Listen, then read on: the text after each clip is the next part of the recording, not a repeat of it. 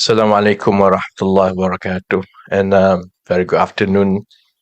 Alhamdulillah Rabbil Alameen. Salatu wassalamu ala ashrafil anbiya wal mursalin wa ala alihi wa sahbihi ajma'in. Rabbi shrah li sadri wa yassir li amri wa hlul 'uqdatam min lisani yafqahu qawli. Yang berhormat Datuk Hajah Hanifah Hajah Taib, Deputy Minister of Economy. Yang berbahagia Datuk Yatimah Sajiman, Deputy Secretary General of the Ministry of Economy, my colleague Saudara Fabian Bika, the CEO of MyDIGITAL, Your Excellencies, High Commissioners and Ambassadors to Malaysia, Professor Dr. Sanjay Sarma, CEO, President and Dean of Asia School of Business, leaders of our technology immersion partners, Mr. Peter Murray, Country General Manager of AWS Malaysia, Mr. Patrick Wee, Country Manager Google Cloud Malaysia, Mr. Rahman, Managing Director of Microsoft Malaysia, Ms. Catherine Lian, Managing Director and Technology Leader IBM Malaysia, and Mr. Terence Xiao, Director and Country Head C Limited. Fellow colleagues from the ministries and agencies, ladies and gentlemen, we hear this all the time,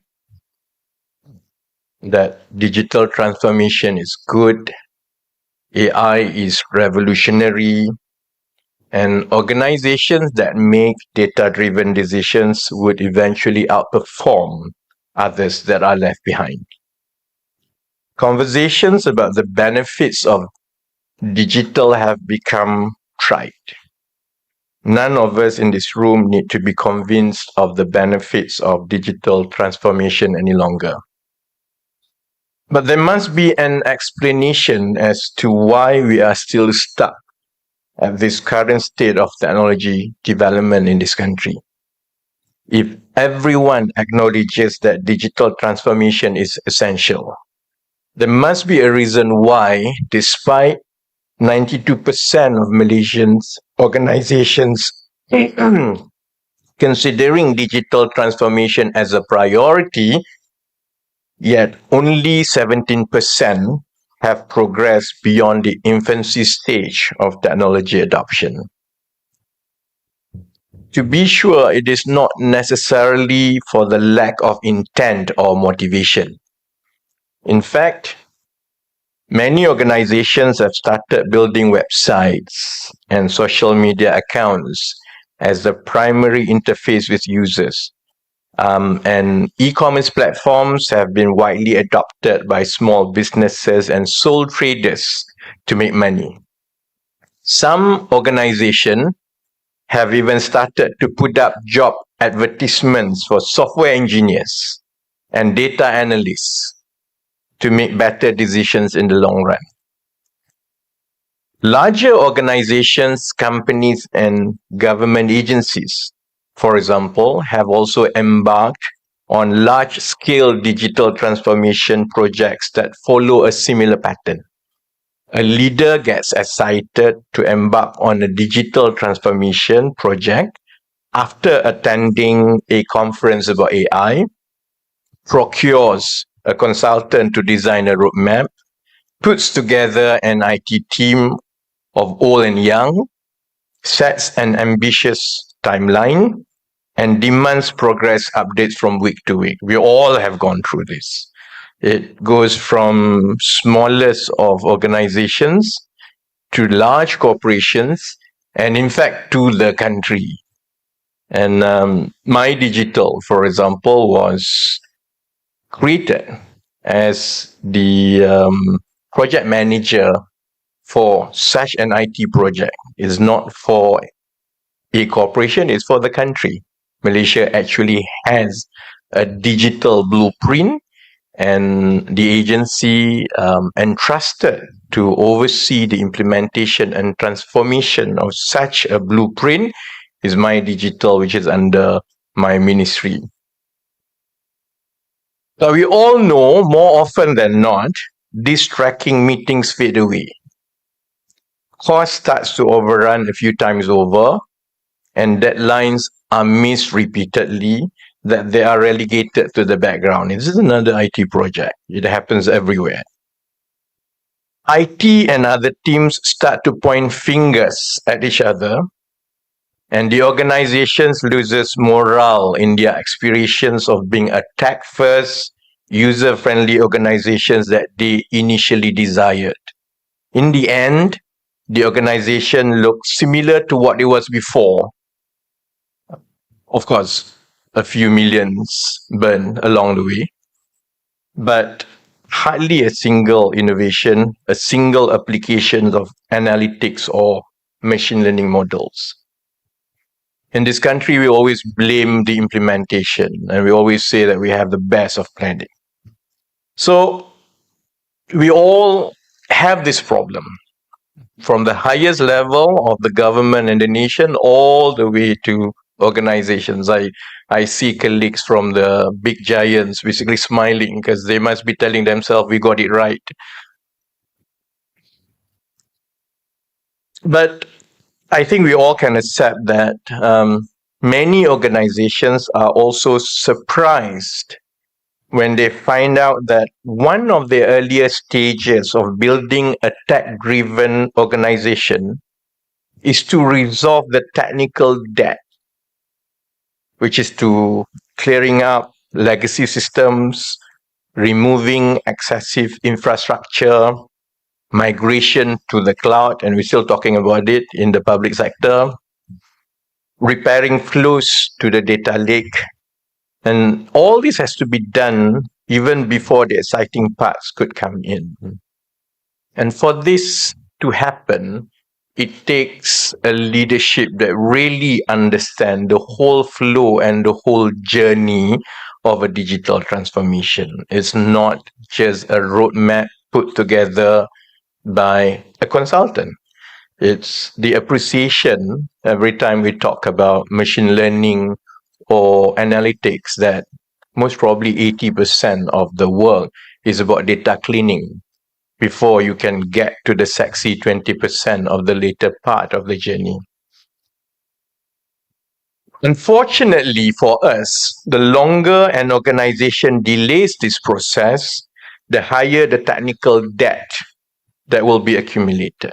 And we are facing this across the board in our organizations, companies, and especially in governments. Organizations that persevere through the finish line could reap the benefits of tech significantly faster than the rest. Through the years, many research papers, some of it could have been done here as well, have asked the question, what is the difference between organizations that have successfully digitalized and those that did not? Because we all started more or less at the same point with the same aspiration many moons, many decades ago. So, ladies and gentlemen, the key insight was that the critical success factor to digital transformation lies in the leadership, first and foremost. This doesn't mean that a leader needs to know how to code or deploy a model into production. I have some representative from ministries and agencies here. Fear not, we are not sending you to become software engineers. You do not need to code. I used to run a startup.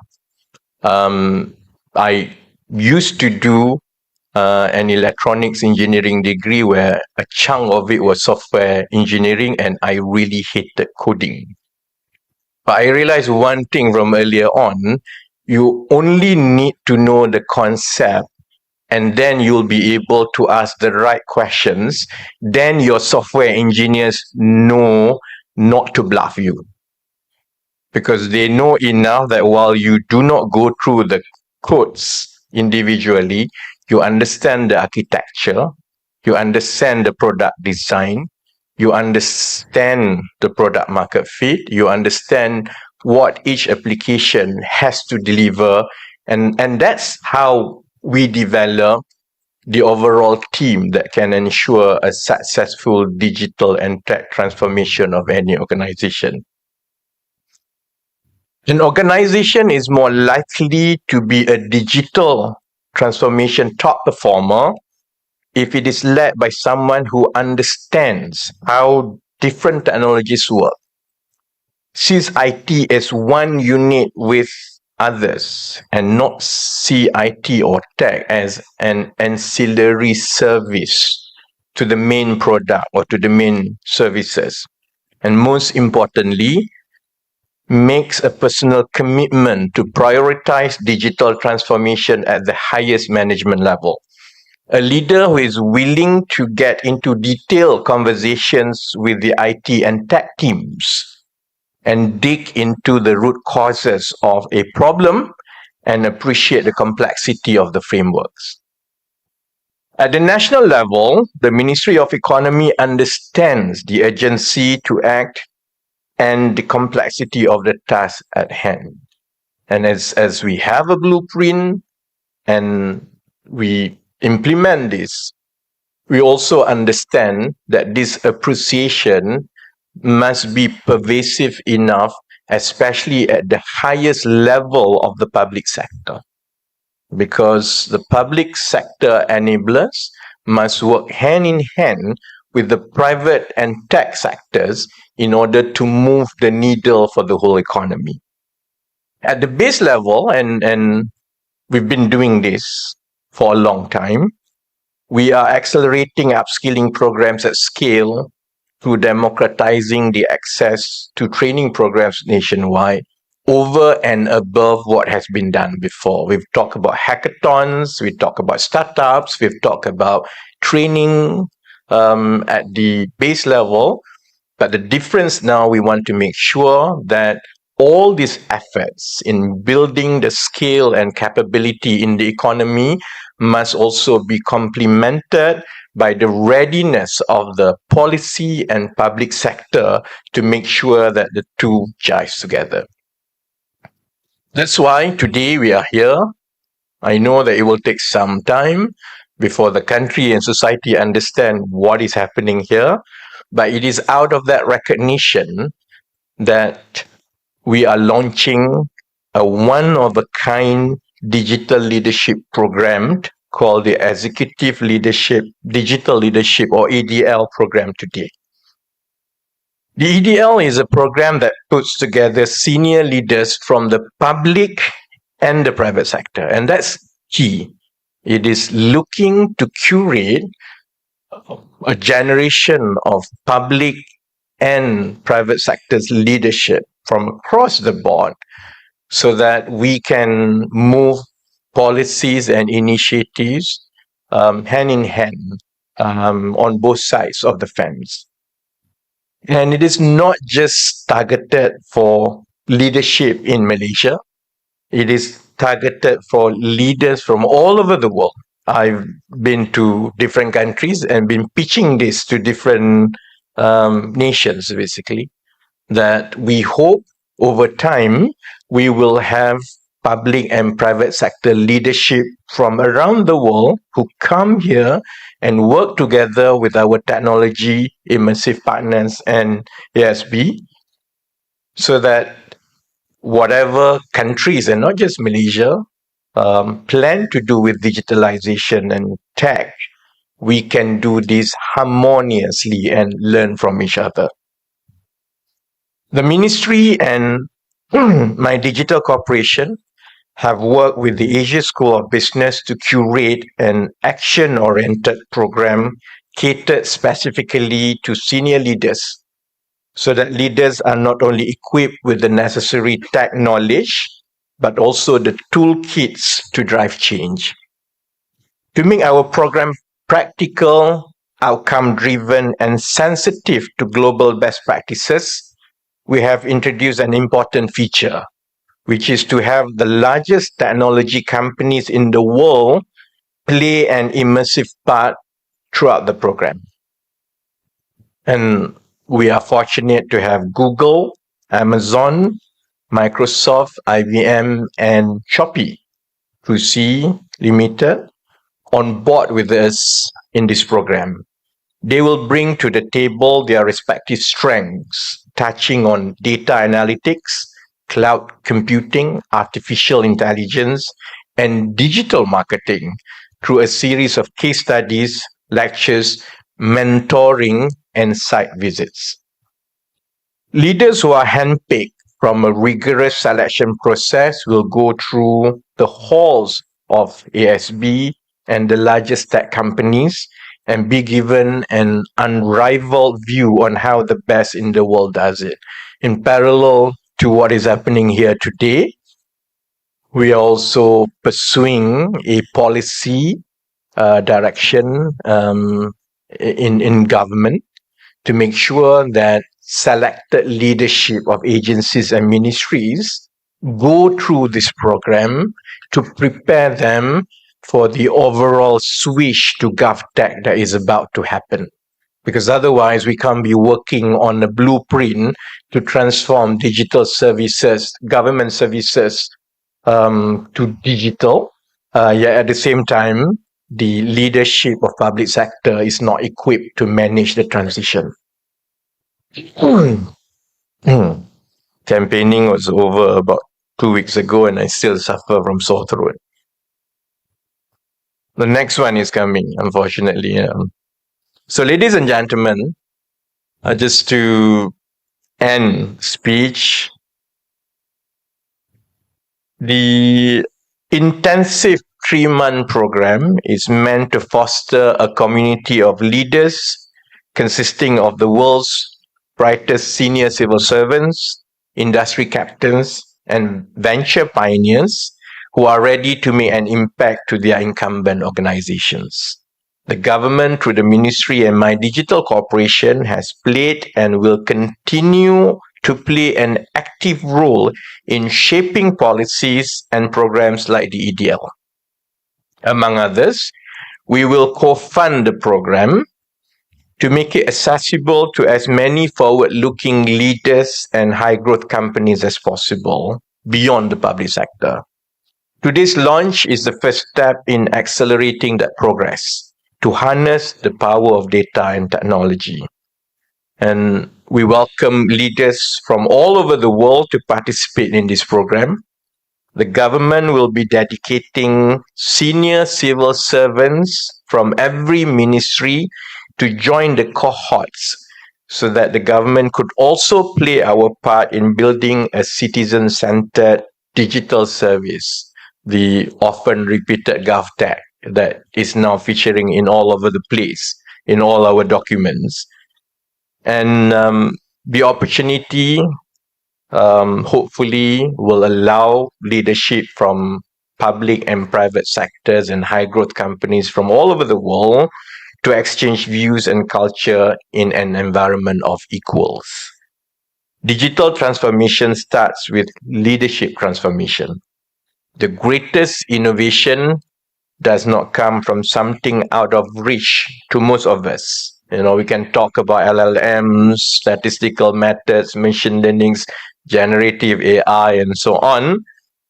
But at the end of the day, innovation usually comes from something deeply familiar to us, which is the people, all of us, society. And that's the part where I think it's high time for the country to bridge the gap between the public and the private sector to drive the digital transformation together. So thank you for joining today's event. I'll drop by when the first cohort begins, most probably in November.